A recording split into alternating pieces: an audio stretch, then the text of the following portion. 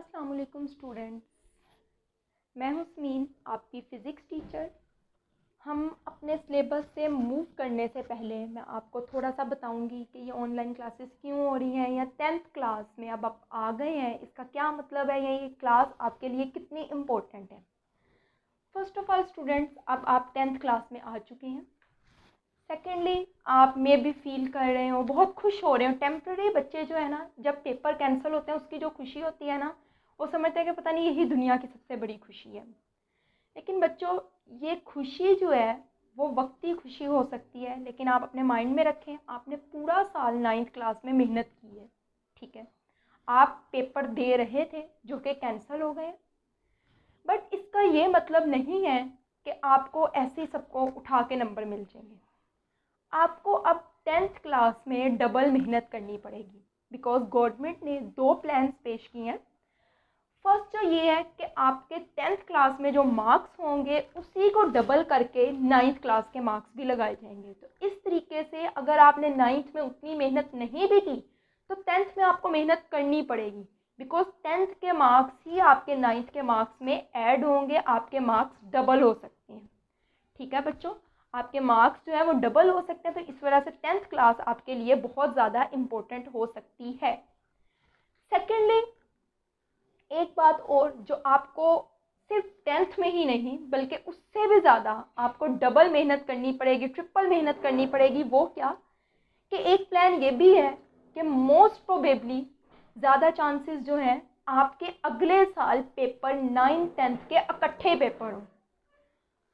तो 9th-10th के बच्चों जब इकट्ठे पेपर होंगे तो आपका जो सिलेबस है वो काफ़ी ज़्यादा हो जाएगा। जो आपसे पूरा एक साल में आहिस्ता आहिस्ता पढ़ के आपने प्री 9th पढ़ी, फिर पूरा रेगुलर सेशन पढ़ा, एंड पे टेस्ट सेशन ज्वाइन किया, तब जाके भी आपसे सिलेबस कवर नहीं हो पा रहा था कुछ बच्चों से, और दूसरे बच्चे भी अगर बहुत अच्छा प्रिपेयर नहीं कर पाए थे या अभी भी डरे हुए थे कि इतना सिलेबस पेपर देने में से टेंशन, डर। अब आप सोचें कि अब जो आपका सिलेबस है अगर डबल हो जाता है तो आप किस तरीके से करेंगे। सिर्फ आपको 10th का सिलेबस उतना ही जितना 9th में था ऑलमोस्ट उतना ही करना पड़ेगा, और उसके अलावा आपको पिछली चीज़ें भी दोबारा से तैयार करनी पड़ेंगी। तो बच्चों, इसके लिए मैं आप लोगों को जो सजेस्ट करूँगी, आइडिया है, एडवाइस है आपके लिए, वो ये है कि आपको जो पढ़ाया जा रहा है वो आप डेली बेसिस पे साथ साथ याद करें। 9th क्लास में अगर आपने थोड़ी बहुत कोताही कर ली कि ठीक है हम जब रिवीजन होगी, टेस्ट सेशन होगा, तब जाके स्टार्ट करेंगे, वो चले ठीक है, 9th में कंपनसेट हो गया, लेकिन अब जो हालात हैं उसमें आपका ये कंपनसेट नहीं हो सकता। फर्स्ट थिंग ये कि आपकी क्लासेस जो है वो ऑनलाइन हो रही हैं, और ये भी लेट स्टार्ट हुई है। यूजुअली 10th क्लास का जो सेशन होता है वो 1 अप्रैल से स्टार्ट हो जाता है। ठीक है, 1 अप्रैल या 2nd, 3rd या 5th अप्रैल के फर्स्ट वीक में स्टार्ट हो जाता है। अगर हम उसके अकॉर्डिंग देखें तो आप लोग ऑलमोस्ट 1.5 मंथ उससे ज़्यादा आगे जा रहे हैं। मीन्स आपका तकरीबन 1.5 महीना वेस्ट हो चुका है इस लॉकडाउन की वजह से, इस वजह से कि आपके 9th के पेपर्स होंगे, क्या होगा, कोई एक अथेंटिक जो था फाइनल प्लान जो था वो आपके सामने नहीं था। ठीक है बच्चे, अब आपका पहले 1.5 महीना जा चुका है जिसमें आप लोग ऑलमोस्ट 2 से 3 चैप्टर्स कवर कर जाते हैं, लेकिन अब क्योंकि वो टाइम वेस्ट हो गया, हम उसी को कहते रहे कि हम बहुत टाइम वेस्ट कर चुके हैं, तो इसका कोई फ़ायदा नहीं है। अब जो टाइम है उसको आपने अच्छे से यूटिलाइज़ करना है। आप किस तरीके से अच्छे से यूटिलाइज़ कर सकते हैं कि आपको जो पढ़ाया जा रहा है उसको इस तरीके से याद करें, इस तरीके से उसकी तैयारी करें जैसे आपके नेक्स्ट वीक में ही, नेक्स्ट डे में ही बल्कि आपका उसका पेपर है। बिकॉज मे बी आपको एंड पे जाके उस तरीके से बार बार रिवीजन ना हो सके।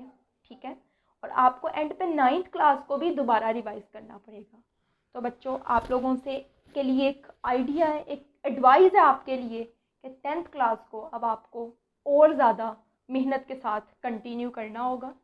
ठीक है बच्चे, अब 10th क्लास की फ़िज़िक्स का आज का जो हमारा लेक्चर है, लेक्चर नंबर 1, ठीक है, चैप्टर नंबर है 10। चैप्टर नंबर 10 से क्या मुराद है, बेसिकली मैट्रिक में आप 9th क्लास में फ़िज़िक्स के पहले 9 चैप्टर्स पढ़ चुके हैं। अब हम जो स्टार्ट करेंगे वो 10th क्लास में चैप्टर नंबर 12 करेंगे, सॉरी चैप्टर नंबर 10 करेंगे, जो कि है simple harmonic motion and waves. Simple harmonic motion और वेव्स। बच्चों आज हम थोड़ा सा सिर्फ इंट्रोडक्टरी पढ़ेंगे, कल से हम प्रॉपर क्लासेस अपनी स्टार्ट करेंगे। बट इंट्रोडक्शन में भी आपने थोड़ी बहुत एक दो डेफिनेशन याद करनी है। ठीक है बच्चों, चैप्टर नंबर 10 है सिंपल हार्मोनिक मोशन। सबसे पहले simple harmonic motion and waves.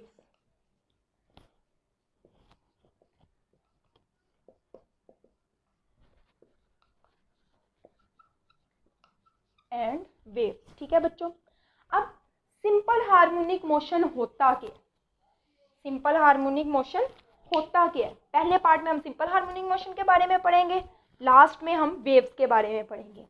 बच्चों सिंपल हार्मोनिक मोशन जो है ना, it is a special type of vibratory motion.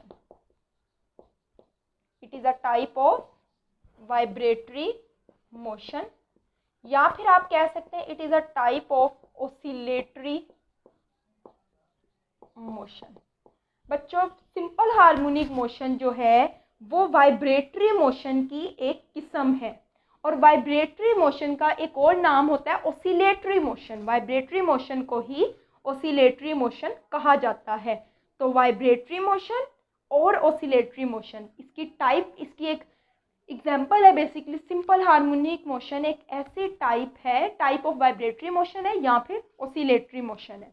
अब बच्चों वाइब्रेटरी मोशन क्या होता है एंड ऑसिलेटरी मोशन क्या होता है, ये आपको पता है कि जिसमें बॉडी वाइब्रेट करती है। 9th क्लास में आपने चैप्टर नंबर 2 में पढ़ा था, एक फिक्स पोजीशन के आगे पीछे बार बार अपनी पोजीशन रिपीट करती है, टू एंड फ्रो, आगे पीछे, बैक एंड फोर्थ, मतलब आगे पीछे ऊपर नीचे भी हो सकती है, बार बार ऊपर नीचे पीछे एक फिक्स पॉइंट के गिर्द करेंगे, इस तरीके से करे एक फिक्स पॉइंट के गिर्द, उस मोशन को कहते हैं वाइब्रेटरी मोशन। तो बच्चों आप लोगों का इंग्लिश मीडियम का पेज नंबर 2 बिल्कुल स्टार्ट में, उर्दू मीडियम की मेरे पास इस वक्त बुक नहीं है, बट जैसे ही चैप्टर नंबर 10 स्टार्ट होता है उसकी पहली line, even simple harmonic motion के टॉपिक से भी ऊपर जो स्टार्टिंग पैराग्राफ है उसमें डेफिनेशन लिखी हुई है, a body is said to be vibrating. एक जिस्म को तब कहा जाएगा कि वो वाइब्रेशन में है if it moves back and fourth, अगर ये आगे पीछे हरकत करे, और टू एंड फ्रो, या फिर आगे पीछे हरकत करे, दोनों सेम वर्ड्स हैं, अबाउट अ पॉइंट, एक पॉइंट के गिर्द।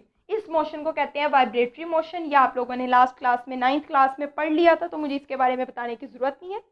आगे देखें, अगली लाइन में लिखा हुआ है other term for vibration is oscillation. वो कह रहे हैं कि जो वाइब्रेशन है उसको ऑसिलेशन भी कहा जाता है, तो इसका मतलब है वाइब्रेटरी मोशन को ऑसिलेटरी मोशन कहा जाता है। उससे अगली line, a special kind of vibratory और oscillatory motion is called simple harmonic motion. Vibratory motion या फिर ऑसिलेटरी मोशन की एक स्पेसिफिक टाइप है जिसको कहा जाता है सिंपल हार्मोनिक मोशन, जिसको हम SHM से जाहिर करते हैं, सिंपल हार्मोनिक मोशन। ठीक है बच्चों, अब उसके अलावा अब हम जो स्टार्ट करेंगे, जो सिंपल हार्मोनिक मोशन का टॉपिक है, वो भी एक दो पेज छोड़ के इंग्लिश मीडियम पेज नंबर 5 में देखें। सिंपल हार्मोनिक मोशन की ब्लू ब्लॉक में डेफिनेशन लिखी हुई है। तो पहले मैं आज सिर्फ आपको डेफिनेशन करवाऊंगी, देन हम लोग स्टार्ट से चैप्टर स्टार्ट करेंगे। अभी पहले मैं उसकी डेफिनेशन, क्योंकि आपकी बुक में आगे दी हुई है, तो पहले मैं डेफिनेशन आज करवाऊंगी। और आज के लिए बस आपने इतना ही करना होगा, कल से हम प्रॉपर अपना लेक्चर स्टार्ट करेंगे। बच्चों ये आपके सामने सिंपल हार्मोनिक मोशन की डेफिनेशन लिखी हुई है। क्या लिखी हुई है? Simple harmonic motion occurs when net force is directly proportional to the displacement from the mean position. बच्चों फर्ज करें कि ये एक सिंपल पेंडुलम है, ठीक है। अब इसको मैंने इधर की तरफ फोर्स लगाई। बच्चों आपको पता है जितनी फोर्स ज़्यादा लगाऊंगी उतना डिस्प्लेसमेंट ज़्यादा कवर होगा, मीन्स फासला ज़्यादा होगा।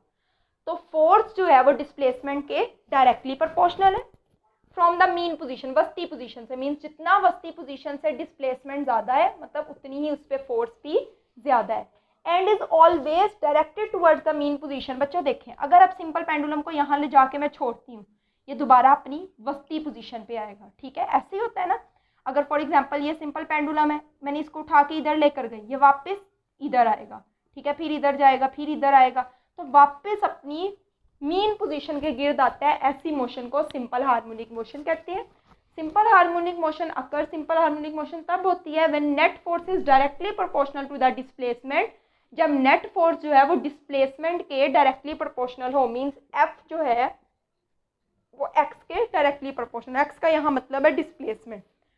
कहाँ से डिस्प्लेसमेंट कितना, मीन पोजीशन से, मीन ये आपकी जो मीन पोजीशन है उधर से ये डिस्प्लेसमेंट कितना उसके डायरेक्टली प्रोपोर्शनल है and is always directed towards the mean position. और वो जो नेट फोर्स है वो हमेशा वस्ती पोजीशन की तरफ लग रही हो। ऐसी मोशन को सिंपल हार्मोनिक मोशन कहा जाता है। तो बच्चे सिंपल हार्मोनिक मोशन के बारे में आपने क्या क्या चीज़ें याद रखनी है इसकी कि एक तो ये कि एक फिक्स पॉइंट के गिर्द ये वाइब्रेट करती है। इसकी जो मोशन है किसके गिर्द होती है, फिक्स पॉइंट के गिर्द होती है। ठीक है बच्चों, और आपको पता होना चाहिए कि इसकी जो फोर्स है वो भी इसी तरफ लग रही होती है, इसका एक्सेलरेशन भी इस तरफ लग रहा होता है। बाकी जो बच्चों आप लोगों की ये पॉइंट्स हैं ये हम कल के टॉपिक में मेनली डिटेल से करेंगे, लेकिन सिर्फ कल के लिए आप लोगों ने वाइब्रेटरी मोशन क्या होता है, ऑसिलेटरी मोशन क्या होता है, उसकी डेफिनेशन, उसकी एग्जांपल में सिंपल हार्मोनिक मोशन और वाइब्रेशन को ऑसिलेशन कहा जाता है, ऑसिलेटरी मोशन को वाइब्रेटरी मोशन कहा जाता है, और सिर्फ सिंपल हार्मोनिक मोशन की आपने जस्ट डेफिनेशन याद करनी है। कल हम प्रॉपर अपना लेक्चर नंबर फर्स्ट जो आपका टॉपिक है वो स्टार्ट करेंगे। आज के लिए इतना ही। और हाँ बच्चों, एक बात मैं बताना भूल गई थी स्टार्ट में, वो ये कि आपने इसको कोई प्री सेशन नहीं समझना। प्री मीन्स जो आप किसी चीज़ को पहले से, प्री का मतलब है पहले तैयारी करते हैं। For example pre ninth means ninth में आने से पहले आप प्री सेशन में थोड़ी सी तैयारी कर लेते हैं जो कि आप रेगुलर नाइन्थ में जाके दोबारा पढ़ लेते हैं। सेम प्री फर्स्ट ईयर में आप इस तरीके से करते हैं। बट बच्चों याद रखना, this is not the pre tenth, या आपकी प्री टेंथ नहीं है, या आपका रेगुलर सेशन है जो कि ऑलरेडी बहुत लेट हो चुका है। तो आप ये एक्सपेक्ट ना कीजिएगा कि आपको ये सब कुछ दोबारा से पढ़ाया जाएगा। आपको इस दफ़ा कुछ भी दोबारा से नहीं पढ़ाया जाएगा। तो आप ये सेशन स्टार्ट से ज्वाइन करें और क्लासेस लें और तैयारी करना स्टार्ट करें। आज के लिए इतना ही। अल्लाह हाफिज़।